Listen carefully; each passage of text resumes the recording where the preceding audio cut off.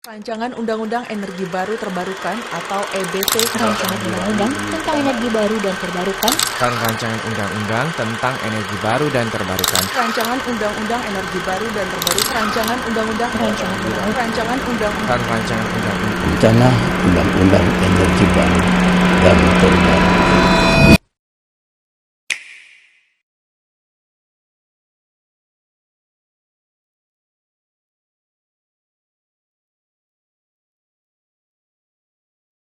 Salus Populi Publica Suprema Lex Esto. Kesejahteraan rakyat merupakan hukum tertinggi bagi suatu negara itu. Assalamualaikum warahmatullahi wabarakatuh. Salam sejahtera buat kita semua. Shalom, Om Swastiastu, Namo Buddhaya. Dewan Juri yang terhormat, terhadap mosi perdebatan pada hari ini, yakni pengesahan rancangan Undang-Undang Energi Baru Terbarukan sebagai langkah pembangunan perekonomian nasional, kami dari tim Gatot Subroto berada pada posisi kontra dengan saya sendiri Yogi Syahputra Idrus selaku pembicara pertama, Ibnu Attafela selaku pembicara kedua, dan Muhammad Fajar Ramadan selaku pembicara ketiga. Dan untuk pertama kalinya kami menyatakan sikap tegas bahwa kami menentang keras lahirnya mosi perdebatan pada hari ini. Adapun isu yang melatar belakangi lahirnya mosi perdebatan pada hari ini, yakni diawali dari lahirnya rancangan Undang-Undang Energi Baru Terbarukan, yang mana rancangan undang-undang tersebut berpotensi menimbulkan tumpang tindih regulasi yang nantinya dapat menciptakan ketidakpastian hukum. Dewan Juri yang terhormat, perlu diduga sedari awal bahwa ketidakkesepakatan kami atas mosi perdebatan pada hari ini tidak bermakna bahwa kami tidak menginginkan adanya pembangunan perekonomian nasional. Kami pun menginginkan hal yang sama, namun tidak dengan membuat regulasi baru yang justru tidak memberikan peningkatan ekonomi di Indonesia. Konstitusi sebagai pemohon telah mendudukan secara tegas dalam pasal 33 ayat 3 Undang-Undang Dasar Negara Republik Indonesia 1945, yakni bumi, air, serta kekayaan alam yang terkandung di dalamnya dikuasai oleh negara dan dipergunakan sebesar-besarnya untuk kemakmuran rakyat. Sebagai konsekuensi logisnya, Indonesia menganut paham welfare state. Namun hal tersebut tidak bermakna bahwa peningkatan perekonomian nasional harus melalui rancangan undang-undang baru. Untuk itu, Dewan Juri yang terhormat, sebelum lebih jauh memasuki konstruksi argumentasi kami, izinkanlah saya memberikan definisi variabel emosi kami dan limitasi agar dapat mengarahkan dialektika ini menjadi konseptual dan dapat dipertanggungjawabkan. Energi baru dan terbarukan menurut pasal 1 angka 2 rancangan Undang-Undang Energi Baru Terbarukan adalah semua jenis energi yang berasal dari atau dihasilkan dari teknologi baru, pengolahan sumber energi tidak terbarukan dan sumber energi terbarukan. Sehingga berdasarkan argumentasi kami memiliki dua argumentasi yang terutama secara yuridis mengenai peraturan perundang-undangan, yakni adanya disharmonisasi hukum dengan Undang-Undang Nomor 30 Tahun 2007 mengenai tentang energi. Sedangkan yang kedua, secara sosiologis, munculnya rancangan Undang-Undang Energi Baru Terbarukan ini merupakan langkah yang kontraproduktif yang akan dibahas secara ekstensi oleh rekan saya selaku pembicara kedua dan pembicara ketiga. Romli Atmasasmita dalam teori hukum integratif menjelaskan bahwa rekayasa birokrasi dan rekayasa masyarakat harus berdasarkan pada sistem norma, sistem perilaku dan sistem nilai yang bersumber pada Pancasila sebagai ideologi bangsa Indonesia, sehingga segala bentuk kebijakan yang dibuat harus berdasarkan pada Pancasila sebagai landasan filosofis bangsa Indonesia demi mencapai kesejahteraan pada masyarakat. Dewan Juri yang terhormat, karena hal tersebutlah kami memiliki dua argumentasi yuridis sebagai landasan untuk kami tidak menyepakati adanya mosi perdebatan kali ini, yakni yang pertama, adanya disharmonisasi hukum pada rancangan Undang-Undang Energi Baru Terbarukan dengan Undang-Undang Nomor 30 Tahun 2007 tentang energi. Sedangkan yang kedua, rancangan Undang-Undang Energi Baru Terbarukan cacat dalam menjelaskan terkait dengan kebijakan politik hukum nasional. Masuk kepada argumentasi kami yang pertama, yakni adanya disharmonisasi hukum pada rancangan Undang-Undang Energi Baru Terbarukan dengan Undang-Undang Nomor 30 Tahun 2007 tentang energi. Pasal 5 poin C Undang-Undang Nomor 12 Tahun 2011 tentang pembentukan peraturan perundang-undangan menegaskan bahwasanya dalam membentuk peraturan perundang-undangan harus didasarkan pada asas pembentukan peraturan perundang-undangan yang baik berupa kesesuaian antara jenis, hierarki, dan materi muatannya. Terkait dengan pembentukan peraturan perundang-undangan tersebut, Maria Frida Indrati Suprapto dalam bukunya Ilmu Perundang-undangan mengatakan bahwa secara teoretik istilah perundang-undangan atau legislation mempunyai dua pengertian mendasar, yakni yang pertama perundang-undangan merupakan proses pembentukan atau proses peraturan perundang-undangan negara yang baik di tingkat pusat maupun di tingkat daerah. Sedangkan yang kedua, perundang-undangan adalah segala peraturan negara yang merupakan hasil pembentukan peraturan perundang-undangan baik di tingkat pusat maupun di tingkat daerah. Berdasarkan penjelasan tersebutlah, sejatinya terjadinya hadirnya rancangan undang-undang energi baru terbarukan telah bertentangan dengan syarat pembentukan peraturan perundang-undangan, yakni terjadinya disharmonisasi hukum pada Undang-Undang Nomor 30 Tahun 2007 tentang energi, yang dalam hal ini secara lex spesialis telah mengatur terkait dengan ruang energi baru terbarukan. Hal tersebut dapat dibuktikan dengan adanya pertentangan pengaturan akan energi baru terbarukan yang telah diatur di dalam pasal bab 3 tentang pengaturan energi pasal 4 ayat 1 Undang-Undang Nomor 30 Tahun 2007 yang menyatakan bahwa sumber daya energi fosil, panas bumi, hidroskala besar, dan sumber energi nuklir dikuasai oleh negara dan dimanfaatkan untuk sebesar-besarnya ke masyarakat. Hal tersebut telah terjadi disharmonisasi atau pertentangan dari rancangan undang-undang energi baru terbarukan pasal 6 ayat 1 yang menyatakan bahwa sumber energi baru terdiri atas nuklir dan sumber energi baru terdiri atas hidrogen, gas metana, batu bara tercairkan, dan batu bara tergaskan. Sehingga karena pertentangan atau disharmonisasi hukum tersebutlah secara yuridis rancangan undang-undang energi baru terbarukan tidak mampu memberikan suatu bentuk kepastian hukum sebagai upaya mencapainya tujuan hukum, sebab kepastian hukum merupakan salah satu asas penting dari adanya tujuan hukum.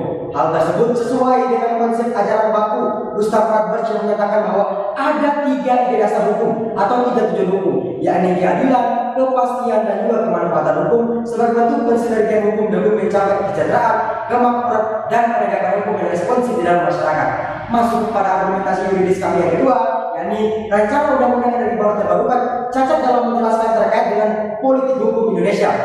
Secara yuridis rancangan undang-undang energi baru terbarukan bertentangan pula dengan konsep politik hukum, yang mana rancangan undang-undang energi baru terbarukan secara yuridis dari adanya konsep politik hukum merupakan ius constituendo yang merupakan undang-undang yang masih dicita-citakan, yang mana harus melihat pada budaya hukum masyarakat apakah cocok untuk diterapkan dalam masyarakat atau tidak, karena kita tahu bahwasanya kondisi masyarakat tersebut harus perlu diperhatikan karena akan membawa dampak buruk bagi lingkungan masyarakat. Kemudian, sedangkan pada Undang-Undang Nomor 30 Tahun 2007 apabila dikorelasikan dengan konsep politik hukum merupakan ius constitutum, yang mana undang-undang yang telah diterapkan yang sudah melihat pada budaya hukum masyarakat. Senada dengan hal tersebut, Profesor Mahfud M dalam bukunya Politik Hukum di Indonesia menyatakan bahwa politik hukum atau legal policy merupakan suatu bentuk garis kebijakan resmi tentang hukum yang akan diberlakukan baik dengan hukum baru maupun dengan pergantian hukum lama dalam rangka mencapai tujuan negara. Oleh sebab itulah, secara normatif, ketika suatu peraturan itu dibuat dan dijalankan secara pasti, harus mengatur secara jelas dan logis, jelas dalam arti tidak menimbulkan keraguan atau multitafsir, serta menjadi suatu sistem norma yang memiliki kesesuaian antara jenis hierarki dan horizontal dengan norma lain sehingga tidak berbenturan atau terjadi disharmonisasi dengan norma lain. Dewan yang terhormat, berdasarkan argumentasi yuridis kami pun memiliki argumentasi secara sosiologis yang akan dipaparkan secara konkret dan komprehensif oleh pembicara ketiga dari tim kami. Terima kasih saudaraku. Lanjutkan argumentasi yang telah disampaikan oleh pembicara pertama dan pembicara kedua. Saya selaku pembicara ketiga sekali lagi memposisikan bahwa kami tidak sepakat atas posisi perdebatan kali ini. Melihat pandangan secara sosiologis sebagai negara kepulauan terbesar, Indonesia memiliki potensi sumber daya alam yang limpah. Kekayaan sumber daya alam tersebut hampir meliputi semua sektor, antara lain sektor energi, sektor pertanian, sektor kehutanan, sektor perikanan, sektor pariwisata, dan lain-lain. Kekayaan tersebut sebenarnya merupakan modal untuk menjadi negara besar. Namun, dalam rancangan undang-undang energi baru terbarukan merupakan suatu langkah kontraproduktif dengan asas ketahanan, keberlanjutan, kedaulatan, dan kemandirian energi bagi bangsa kita. Mengapa demikian? Pertama, belum tercapainya keoptimalan energi lama dan energi baru.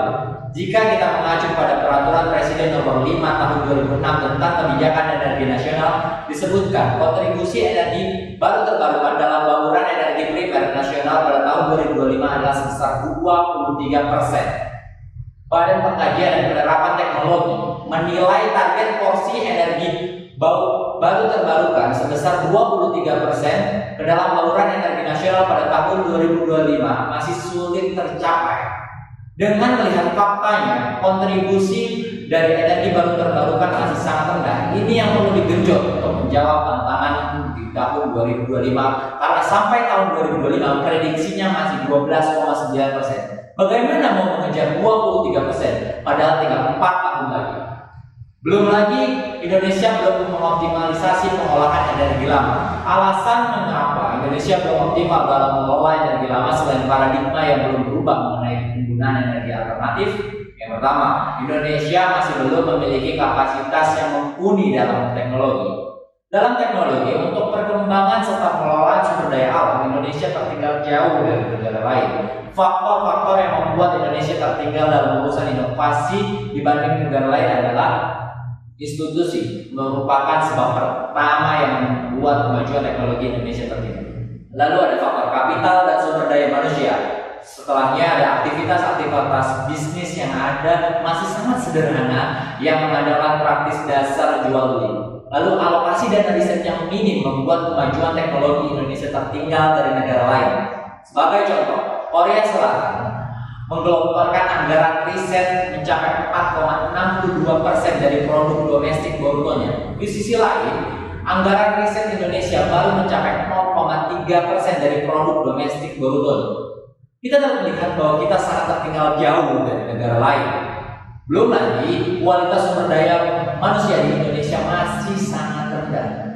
Dalam rilis World Economic Forum mengenai indeks daya saing global, peringkat indeks daya saing sumber daya manusia Indonesia tahun 2017 berposisi di posisi 50. Kualitas sumber daya manusia rendah bangsa Indonesia tersebut disebabkan oleh rendahnya kualitas pendidikan. Dalam program for International Student Assessment, kualitas pendidikan Indonesia tertinggal 128 tahun.